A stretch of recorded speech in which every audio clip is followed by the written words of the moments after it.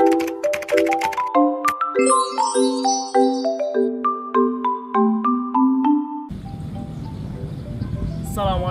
warahmatullahi wabarakatuh. Salam sejahtera bagi kita semua.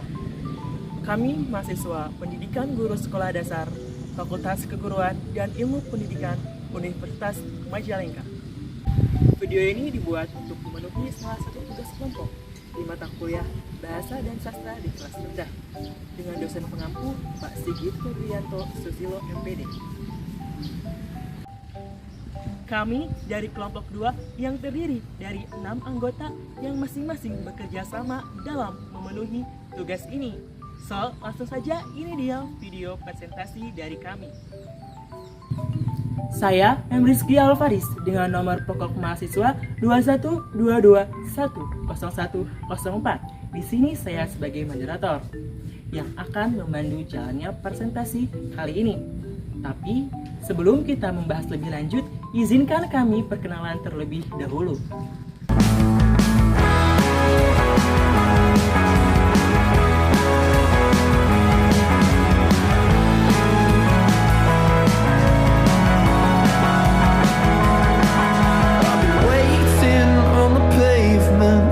Locked on the sidewalk skyline.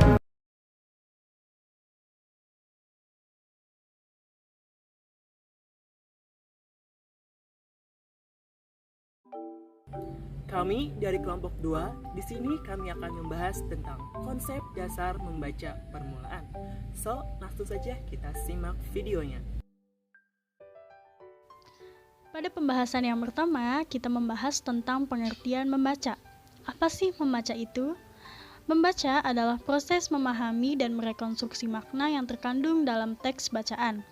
Pesan atau makna yang terkandung dalam teks bacaan merupakan interaksi timbal balik, interaksi aktif, dan interaksi dinamis antara pengetahuan dasar pembaca dengan kalimat-kalimat fakta dan informasi yang tertuang dalam teks bacaan. Selanjutnya pada poin kedua yaitu kita membahas tentang kemampuan membaca. Kemampuan membaca permulaan menurut Yulia Airiza, Chair Purwanto dan Alim dalam Laki AD 2007, huruf konsonan yang harus dapat dilafalkan dengan benar untuk membaca permulaan adalah huruf B, D, K, L, M, P, S, dan T. Huruf-huruf ini ditambah dengan huruf vokal akan digunakan sebagai indikator kemampuan membaca permulaan, sehingga menjadi A, B, D, E, I, K, L, M, O, P, S, T, dan U, sebagai pondasi untuk melanjutkan ke tahap membaca lanjutan. Metode membaca permulaan. Kaidah dalam Darmianti Judi dan Budi Asih menjelaskan bahwa pembelajaran membaca permulaan ada beberapa metode, yaitu yang pertama yaitu metode abjad dan metode bunyi.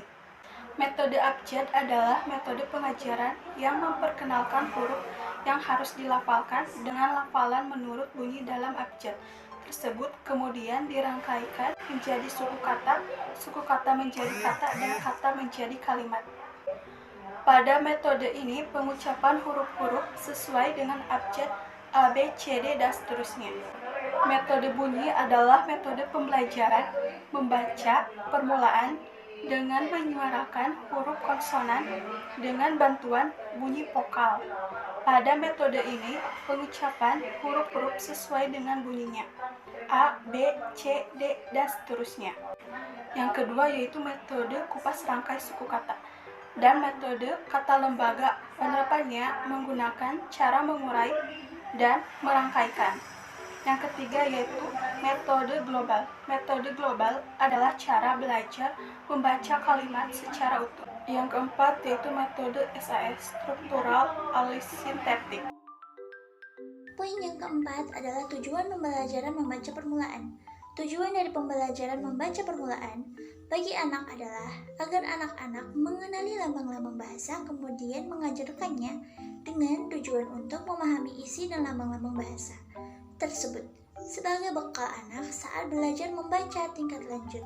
Dan menurut Yulia Azriza, Ker Purwanto, dan Alim, dalam Laki Ada 2007, huruf konsonan yang harus dapat dihafalkan dengan benar untuk membaca permulaan adalah B, D, K, L, M, P, S, dan T.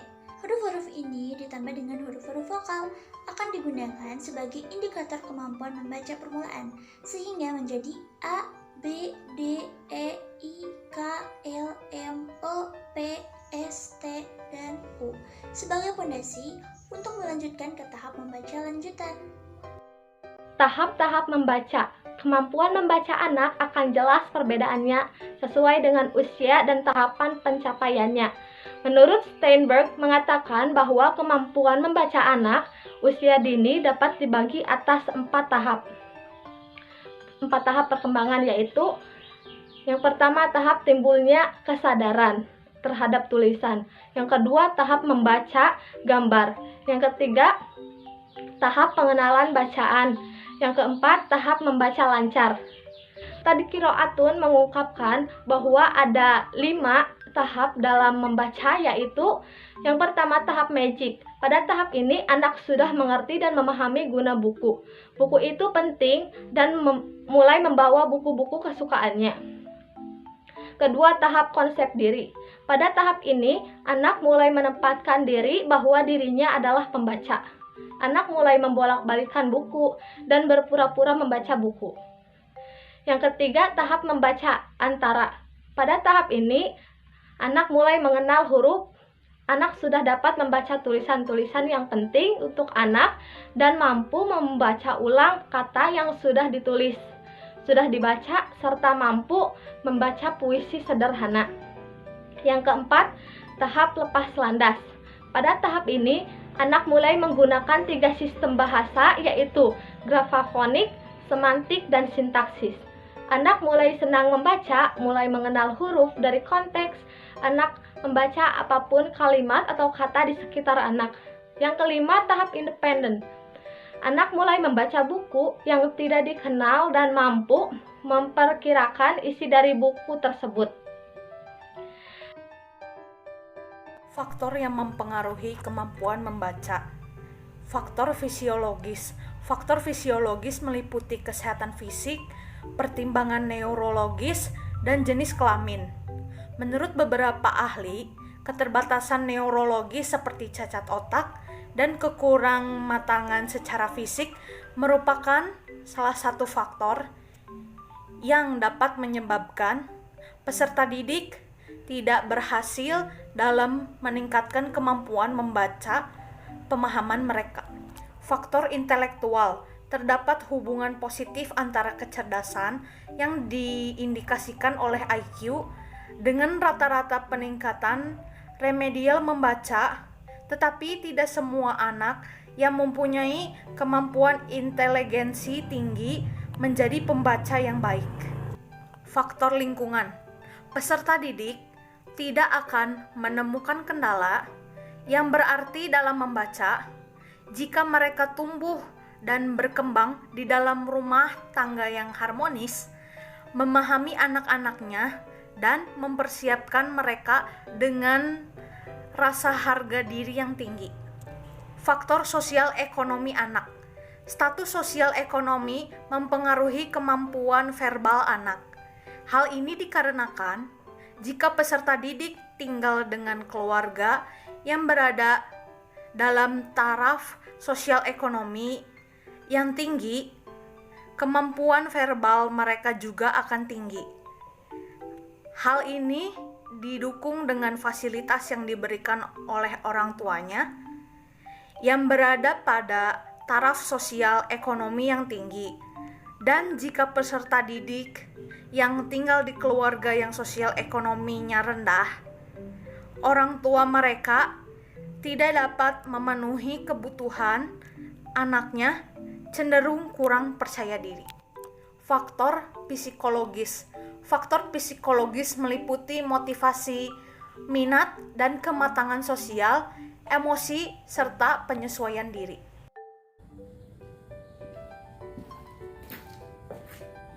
Oke, mungkin cukup sekian video presentasi pada kesempatan kali ini. Kami dari kelompok 2 mengucapkan terima kasih kepada kalian yang telah menonton video ini. Jangan lupa like, comment, share, and subscribe. Saya Emil Faris selaku moderator pamit undur diri. Wassalamualaikum warahmatullahi wabarakatuh.